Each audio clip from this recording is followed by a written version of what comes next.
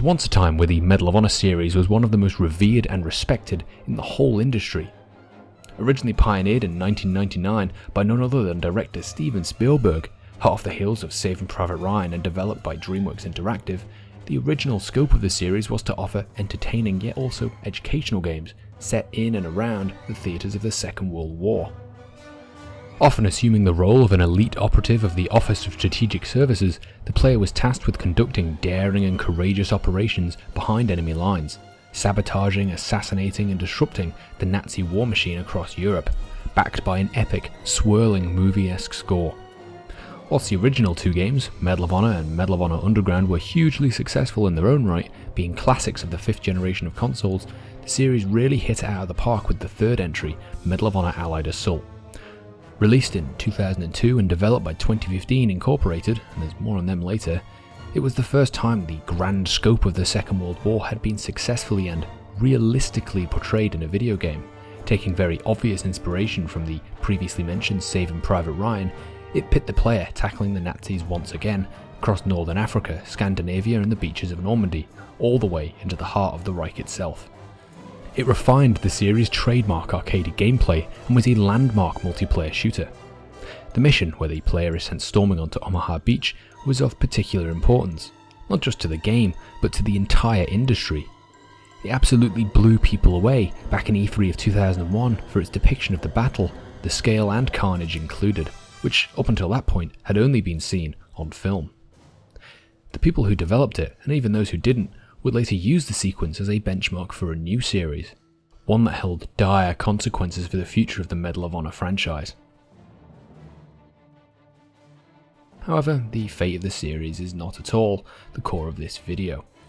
That is reserved for the 11th mainline entry in the franchise, a game often forgotten and left on the wayside by its contemporaries, yet loved by those who have given it the chance it most certainly deserves. Waiting for that auspicious green light, I am of course talking about Medal of Honor Airborne. Released in the autumn of 2007, a very notable time, Medal of Honor Airborne can be seen as EA trying to more or less reboot the franchise after years of diminishing critical praise and noticeably very similar experiences, often retreading past titles, settings and battles. You see, whilst the games were very fun and provided novel and exciting gameplay to the player, they were almost exclusively linear in level design and gameplay. You follow a distinct set path of objectives to reach a final goal. Rinse, repeat, level after level, entry after entry. Not that these objectives and missions were all the same, not by any stretch.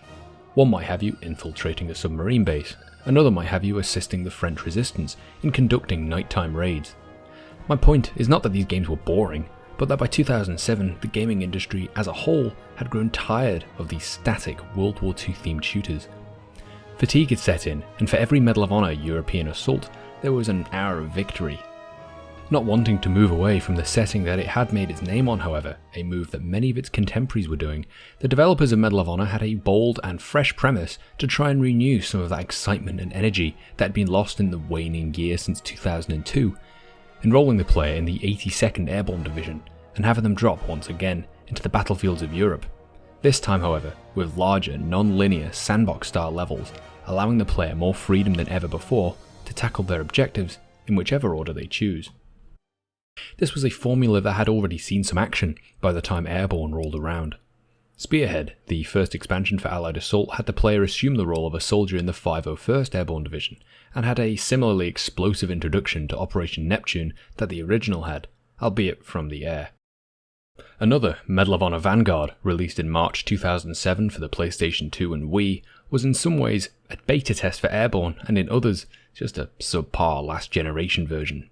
At the beginning of each of its 4 missions, all of which it shares with its brother Airborne, it allowed the player to drop into a moderately sized level, and with a fair amount of choice. Obviously limited by the hardware of the time, it's worthy of praise in my opinion for at least attempting to pull it off. And it was the last game in the series to feature on the PlayStation 2, as well as being one of the least favoured. In part due to being a casualty of the World War II fatigue, but more to do with the lackluster gameplay and boring, samey objectives. Interestingly, Medal of Honor Heroes 2 did make its way onto the Wii and PlayStation Portable later in the year, yet not onto the PlayStation 2 for whatever reason. Whilst the scope of Vanguard was limited, it's easy to see the similarities between it and Airborne, especially in its choice of landing markers and missions. Airborne obviously had a much larger budget though, as well as significantly more powerful hardware. When Airborne finally did release after being delayed a year due to engine changes in September of 2007, it was met with good critical reviews.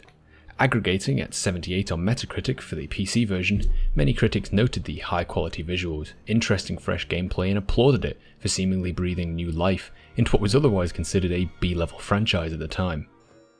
Particularly, the open level design was a common feature that the game received praise for. Whilst not all agreed that it lived up to the hype EA had been building, especially in regards to it being an open world shooter, nearly everyone agreed that it was at the very least a step in the right direction. The wider Medal of Honor community also approached the title with a fair amount of positivity, applauding it for many of the same reasons the critics did, but also for the inclusion of many quality of life features that had been implemented into the multiplayer section of the game.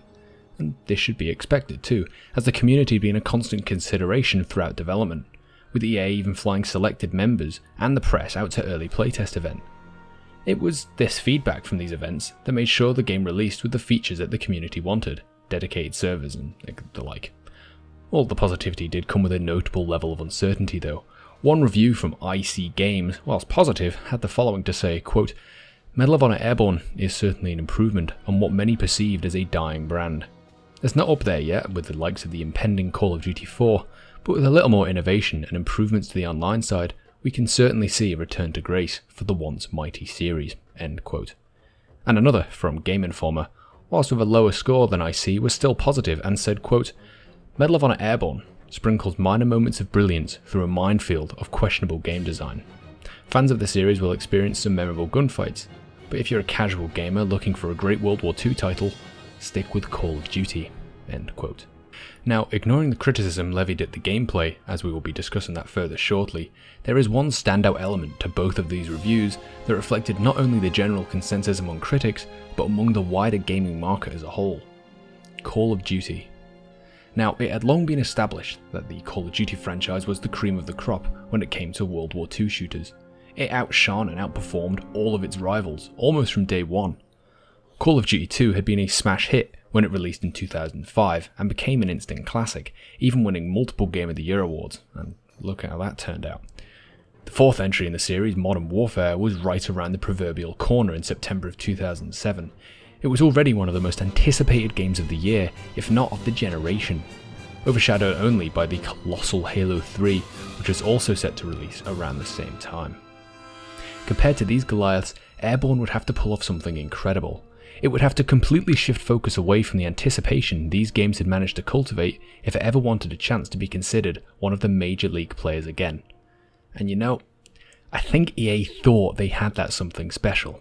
They had been marketing the game as a new kind of World War II experience, one with more freedom than ever before, with top-notch visuals and interesting combat scenarios. And you know, they almost did. Airborne is a special game, despite its flaws, which I am still to discuss.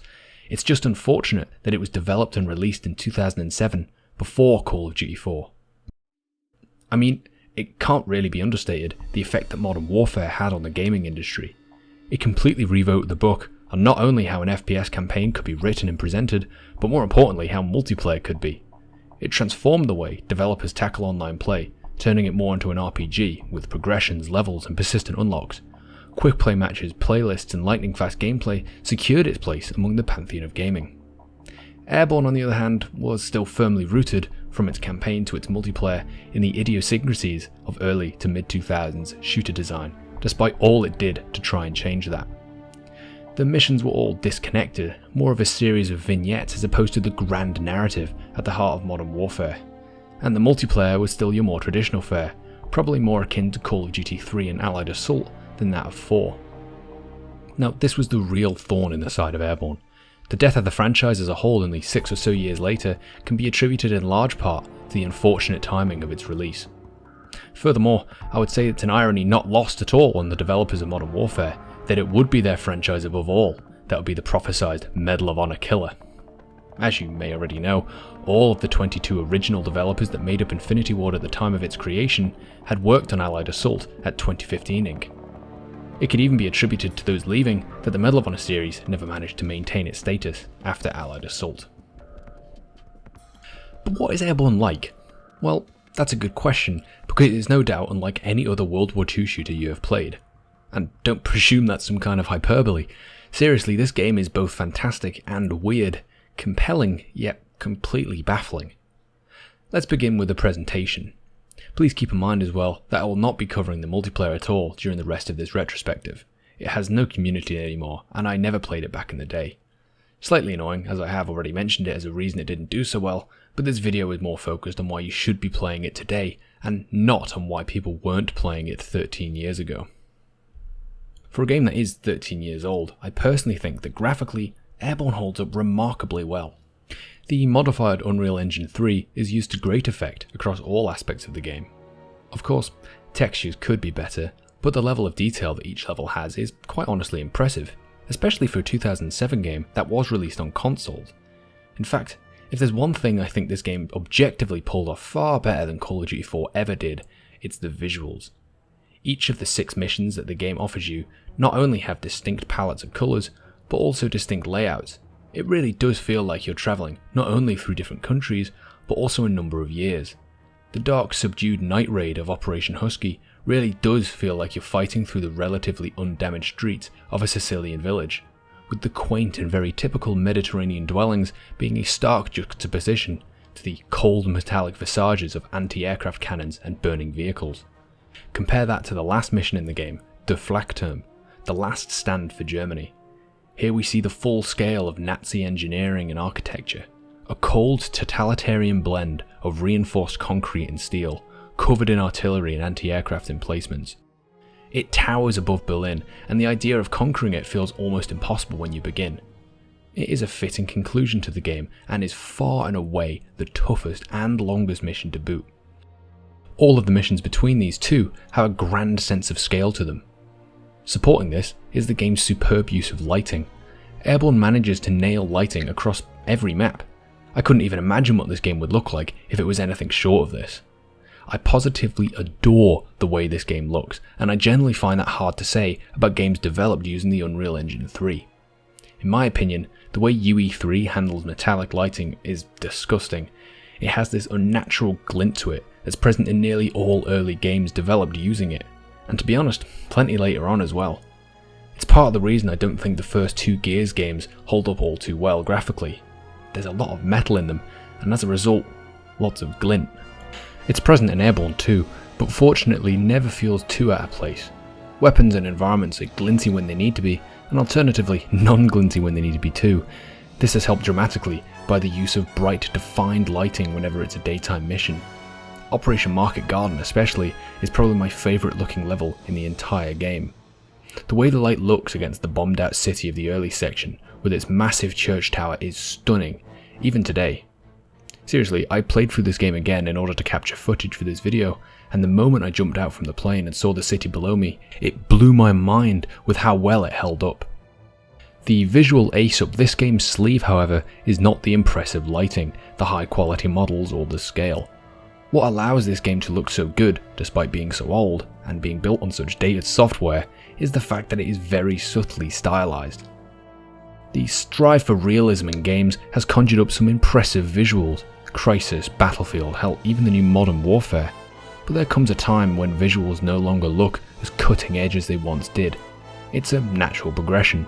Graphics are constantly being improved upon, and I would have laughed 50 years ago if I was told by 2020 we would have ray traced lighting in AAA games. But that is the way the cookie crumbles, and it results in older games looking more and more dated as time goes on.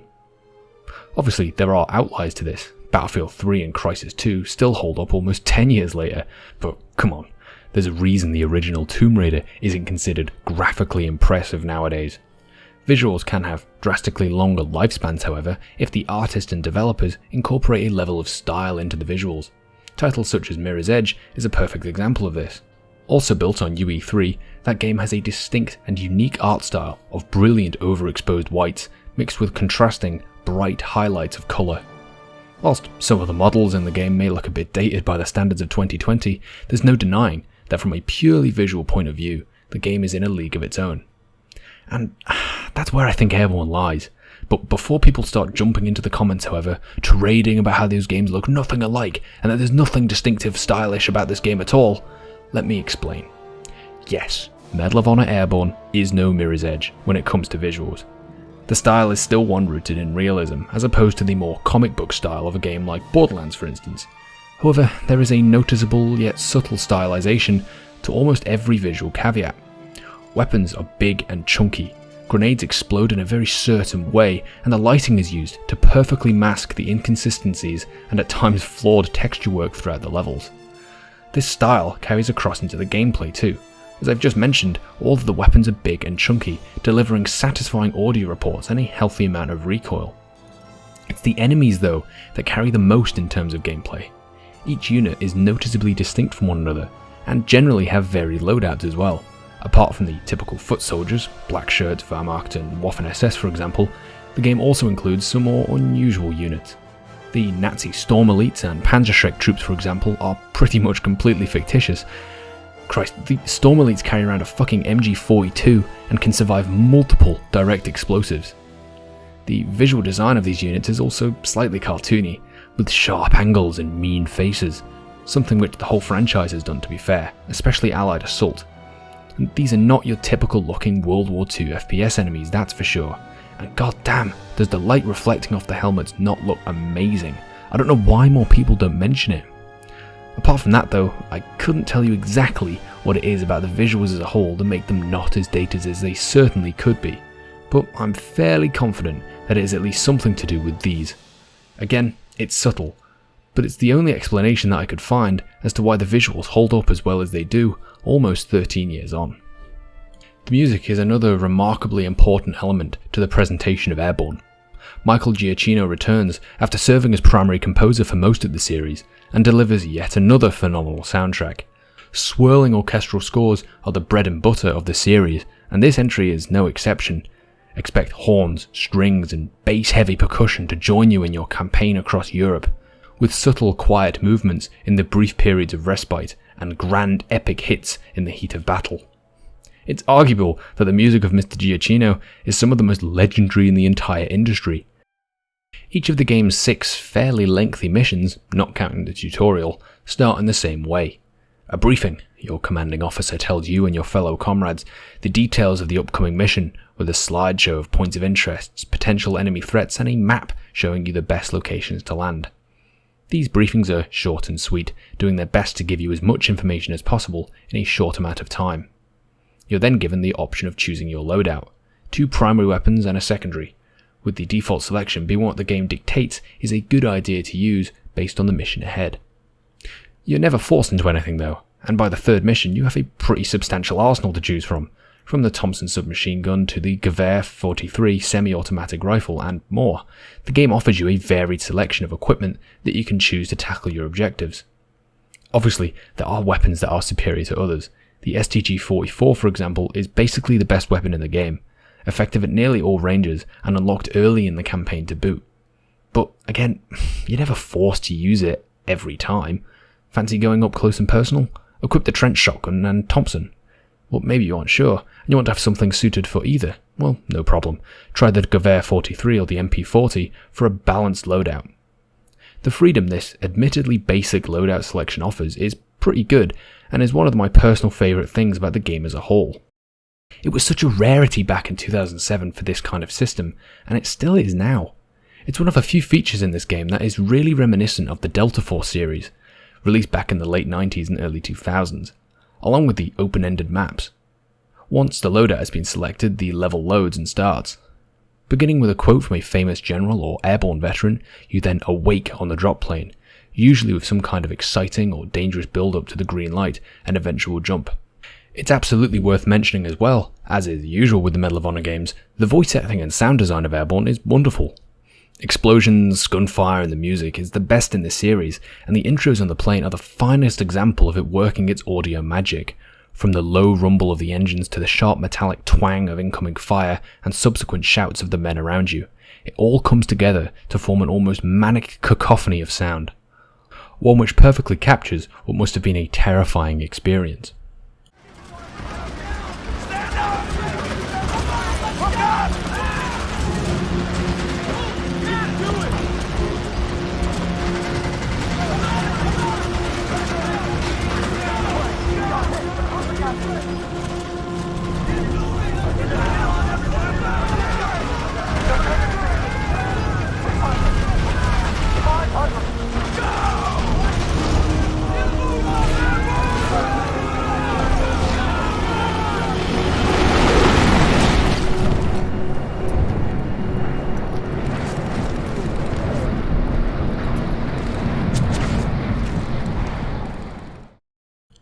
Once you exit the plane, you are greeted with the full scale of the map.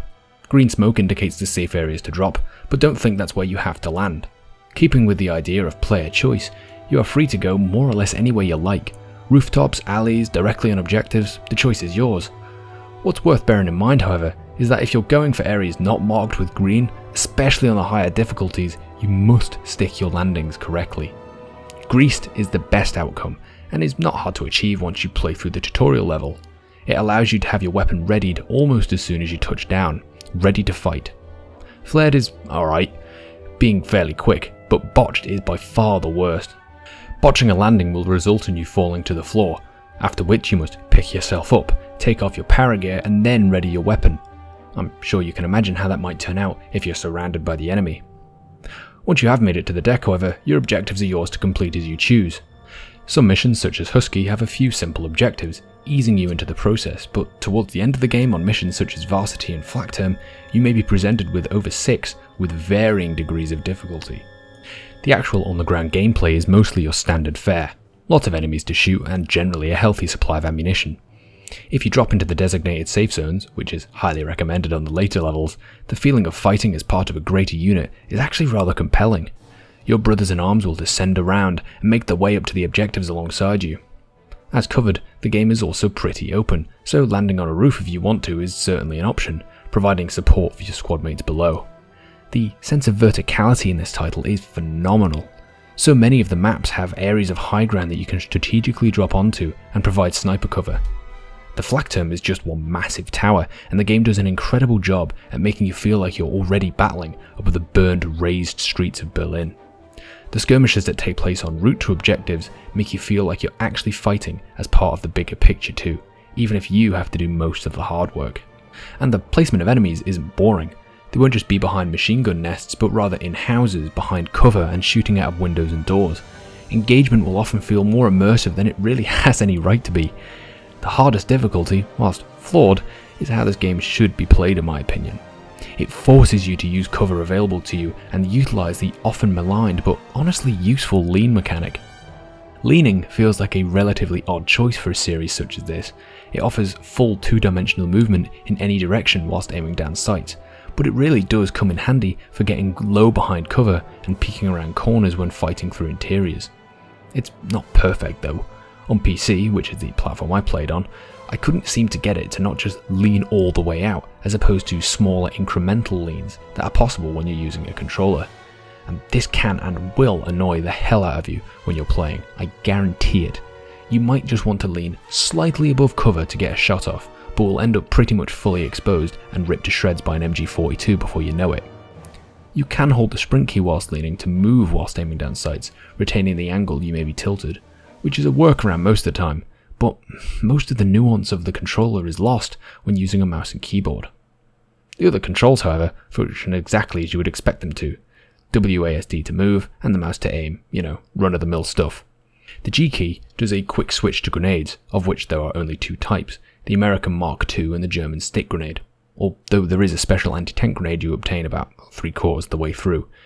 It seems the G key will also auto-select the last grenade that was cycled to, and cycling grenades, by the way, is done by using the 4 key. Grenades are fun and have an immensely satisfying explosion effect and sounds. Enemies are sent hurtling when they are caught in the close proximity of one, crashing over ledges and into cover. Which rather succinctly brings me to my next point, the physics. As I have mentioned, the game is built using UE3, and has a lot of the usual tropes associated with that, bright lighting and a certain way of rendering fire, etc. And I don't really know why, the physics in this game can be seriously off the wall. For a game that is at least attempting to be realistic and grounded, you will often see friend and foe being catapulted backwards from a melee attack, or alternatively, after landing a particularly good headshot, propelled into the air like some macabre Catherine wheel. It is really, really jarring. It's funny, don't get me wrong, and often enough it just make me laugh whilst playing the game, but you can tell that this wasn't the idea, because it doesn't happen all the time. The tone of the rest of the game just doesn't support it. Sometimes enemies will have an actual death animation before keeling over and going ragdoll, and this is fine. It looks fine. But when landing a headshot or grenade kill, the random effect of just going ragdoll is bizarre. I don't know, it's not really a complaint so to speak, more of an observation, but it is something you will notice when playing this game. A side note on the gameplay as well. I know I've made quite a big deal about the choice this game offers you in weapons and where to land, and quite honestly I do believe these are the greatest asset this game has to its name. But I don't want to be misleading. If you haven't played it through, there is sometimes a false impression made that you can complete your objectives in any other way other than head on, and unfortunately this just isn't true. There is no option for stealth of any kind other than flanks, and to be honest, there's a limited choice of ground level routes to and from objectives anyway. Along with this, the enemy forces are acutely aware of you and your presence, making it almost impossible to perform any substantial tactical maneuvers. It certainly isn't Crysis or Far Cry 2 for that matter, but to be honest, it wasn't really meant to be. Not really. I mean, for one, the game takes place in the Second World War. All of the missions take place in huge, audacious air offensives. Of course, you're not going to be able to take the enemies by surprise in any meaningful way, at least if you drop into the green zones. Secondly as well, along with being developed at more or less the same time as those other games I've just mentioned, it's not really going for the same thing. While some people, especially at the time, were inclined to label this game as an open world shooter, it's not really, at all. It still wants the player to have a focused experience, in line with the earlier entries in the series, and especially towards the end of missions. What it does offer, however, is many more degrees of freedom than what was typically offered in first-person shooters, especially ones set in World War II. It can be more accurately described as an action sandbox, but even then, that's using the term sandbox really loosely. What I'm trying to say is that there certainly is freedom to be found in the levels of Airborne, and they offer varied and exciting mission objectives, but it sort of operates in its own niche. It's not strictly a sandbox because, as I have mentioned, the last few objectives of each mission are linear and offer no real choice in how you complete them. But for the first 3/4 of each level, it feels distinctly non-linear, with all initial goals open to you from the moment you exit the plane. The linearization of the last third of each mission usually revolves around repelling an enemy counterattack or facing off against newly introduced units. And these are fun for the most part, and serve to tie the level together with a sort of set-piece ending. However, the difficulty spikes on a few of these last sections is eye-wateringly steep. The end of Mission 4 and 5 in particular, this is probably a good place to talk about the difficulty settings of Airborne. I have mentioned them in passing earlier on in the video, but I feel it is worth elaborating. There are 3 in total: Casual, Normal and Expert. This game means it too. Casual is painfully easy, even to those who have never played it before. Enemies do very little damage and have hilariously long reaction times, it feels like, although that is kind of present across all of the settings. You can walk through this game no bother on this difficulty, and if I'm honest, I don't recommend it. I've completed it about 3 times on Casual and it's a total breeze. Normal on the other hand offers, well, a normal challenge, not posing too much risk to the player, but punishing them sufficiently for making bad decisions, such as dropping straight into an objective for instance. Something which is pretty much fine to do on all early levels on Casual with barely any risk, and to be honest, only a small risk on the later ones.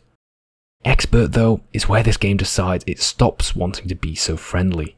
No more Mr. Nice game. Expert is, for all intents and purposes, a complete nightmare, especially towards the end. And don't get me wrong, it starts out on good form. There is a genuine need to use all the cover, and fighting through the streets and ruins of Italy is a good bit of fun for the most part. The game actually feels a bit more realistic and grounded because of the high damage models and frantic skirmishers. But holy mother of God, can MG42s fuck right off.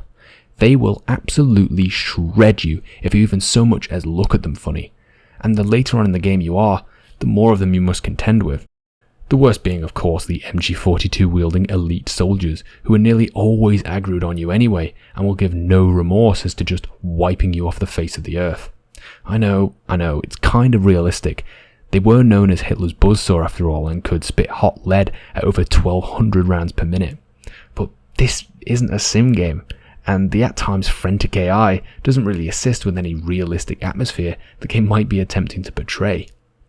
The encounter that stands out most for me is at the end of Operation Varsity, when the armoured train pulls up and you first encounter the aforementioned elite soldiers. This goddamn section took me longer than any other section in the entire game on my most recent playthrough. Exacerbated by allied soldiers just not spawning in, but hard mainly because you start surrounded, there is little cover and those MG42 asshats will absolutely annihilate you in a moment's notice. Anyway, rant over. The game isn't difficult necessarily, but there are some difficult moments sprinkled throughout, like the final escape from the flak term, the snipers on Varsity, and the bridge assault on Market Garden, for example. As a whole, however, the game is pretty easy going, even on expert. But take my word with a grain of salt. I have played this game 10 times, and I know a lot of the spawns and such. Anyway, I think the reason this game didn't do as well as many people hoped it would, especially with the critics, is because of its lack of direction. The reviews from earlier on talk about minor moments of brilliance, and they're not wrong. This game has some fantastic sections. The initial attack on Operation Market Garden is, to me, the best part of the whole game, and generally speaking there are great sections to each level, but I can't shake the feeling that there could have been so much more. The game could have been so much more. Airborne, as I have said, is definitely stuck in the zeitgeist of late 90s and early 2000s shooter design. Modern warfare definitively proved that linear military shooters can be more than just a shooting gallery. It stands with the likes of Half-Life 1, Half-Life 2, and the Doom series as being a hugely pivotal development in video game design. And that sucks for Airborne, because it really isn't that at all. The game sort of just meanders along. The lack of any real narrative other than, the course of the war really impacts its draw, I think. There are no characters to grow an attachment to, no definitive goal to the campaign apart from defeat the Nazis, which I know, it's a completely noble cause, but one that had been completely done to death by 2007. You won't find a Captain Price in this game. Your nameless brothers in arms are just there for one mission, and then they're different for another. There's no sense of camaraderie, or loss, or much of anything at all. If you were particularly cynical, you might call the experience soulless. But it's not. It really isn't, and this game has developed more soul as the years have gone on. It's aged like a drink that ages, kind of, but, probably not a wine. Analogy aside, age has made this game stand out from the crowd of Call of Duty clones and open world shooters as being, the last dying breath of an age of first-person shooters that is, for all intents and purposes, forgotten. Forget heavily scripted set pieces and pre-rendered movie-like cutscenes. This game has you in-engine and mostly in control for its entire length. That may be relatively short, yeah, but this game really does feel like a game from the early 2000s. Everything from its choices of location to its objectives harken back to older titles in some way. But in 2007, this was a mighty foolish thing for EA to do. They should have tried to make more interesting scenarios to put players in. More night raids would have been a start. But in 2020, it's kinda nice. It's a nostalgia trip of sorts. But the essence of the franchise had its last breath with this title.